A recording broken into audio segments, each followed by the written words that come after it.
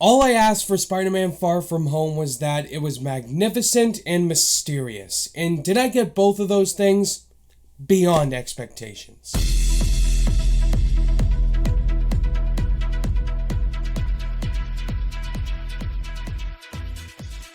What's going on, guys? Ryan O'Toole back here again, giving you guys another exciting movie review. Today I'm going to be reviewing Spider-Man Far From Home, the second Spider-Man movie from the MCU, and the conclusion to the Infinity Saga from the Marvel Cinematic Universe. It's directed by Jon Watts once again. He directed Homecoming, and it stars Tom Holland, Jake Gyllenhaal as Mysterio, Samuel L. Jackson, Zendaya, Kobe Smulders, and Tony Revolori. If you guys are new here, feel free to click that subscribe button and that bell notification icon for more reviews, reactions, rankings, and more movie content. This review is 100% spoiler free. As you guys know, this is an MCU movie. It's a big movie. There's a lot of spoilers that happen in this movie, so I'm going to be doing a spoiler-filled discussion on this movie very soon. I'm going to go see it again today. I saw it last night, and promise you guys, this review is spoiler-free. This film takes place directly after Avengers Endgame, and Peter Parker, aka Spider-Man, played by Tom Holland, is now back in school, and he goes on this trip to Europe, and on that trip to Europe,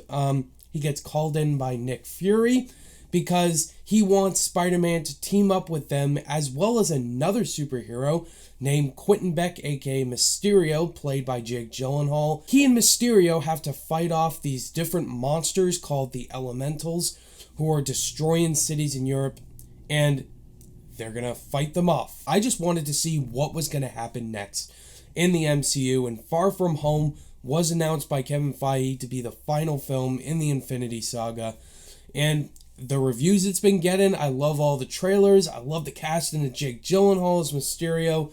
Everything about this movie just seemed like it was going to be amazing, and I hope that it would be better than Spider-Man Homecoming, because I feel Spider-Man Homecoming is a great movie, but I feel it's a little overhyped at times. But I'm proud to tell you guys that I think Spider-Man Far From Home is leagues better than Homecoming. I loved Spider-Man Far From Home. It was a fantastic movie all around. Direction, acting, script, everything. I was super pleased with Far From Home. Tom Holland as Spider-Man, aka Peter Parker. This is the movie that has defined him as my Spider-Man.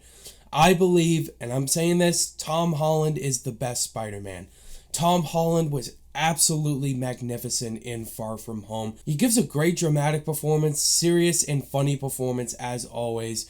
The quips with Spider-Man, and just the human side to Peter Parker, because obviously this kid has been through so much, losing his mentor Tony Stark, and now he has to become the new Iron Man, and inside he's not at all Tony Stark. He has to become Iron Man in a different way. I gotta say, Nick Fury is so good in Far From Home. He has a lot more dirty jokes in this movie. He swears a couple times in here, like Samuel Jackson would, but Nick Fury in this movie is freaking funny, and he does get involved with the missions. They really fleshed out Zendaya as MJ. MJ's really great in here. I love her relationship with Peter Parker.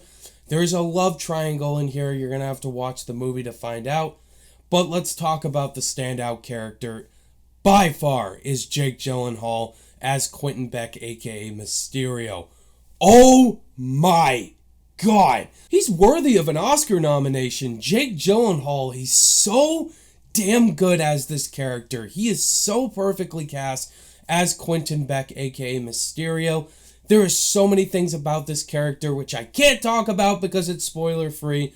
But my God, Jake Gyllenhaal takes this role, he eats it up, and it's almost like he's too good to be in this movie. Like, oh my goodness, I am so happy that Marvel casted Jake Gyllenhaal as Mysterio. I love the action sequences as always. All the action scenes in Europe were great against the elemental creatures. I believe Sandman was an elemental, definitely looked like Sandman. One with fire, one with water, all the different forms of orbits, and all the elementals were cool.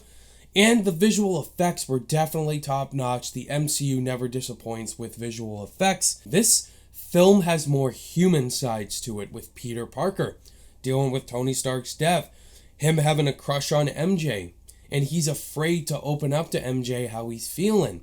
And I just love that. I love the vacation elements in Far From Home. The score from Michael Giacchino is friggin-tastic. Maybe they could have fleshed out a little more on the elemental side, how they become to be more destructive and how certain things happen with certain characters. They could have fleshed out more of the elementals. I thought the humor was fantastic in Far From Home. Except for some parts, there are recycled humor jokes in Far From Home. Unfortunately, that some of the jokes got very old and not funny at times. Far From Home is fantastic. This is top 10 MCU movies for me. You'll have to find out where Far From Home is on my MCU ranking coming up, but I loved everything about Far From Home. It improved everything from Homecoming, the direction, the comedy, the action, and character motivations. On my rating scale, I'm going to give Spider-Man Far From Home a 5 out of 5 stars. Alright guys, that was my spoiler-free review for Spider-Man Far From Home. What are your guys' thoughts on Spider-Man Far From Home? Did you guys love it like me? Did you think it was overrated?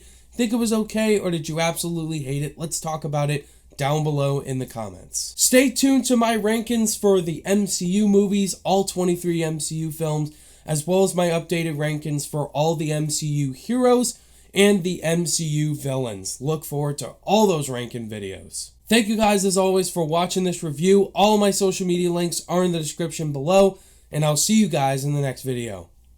Bye!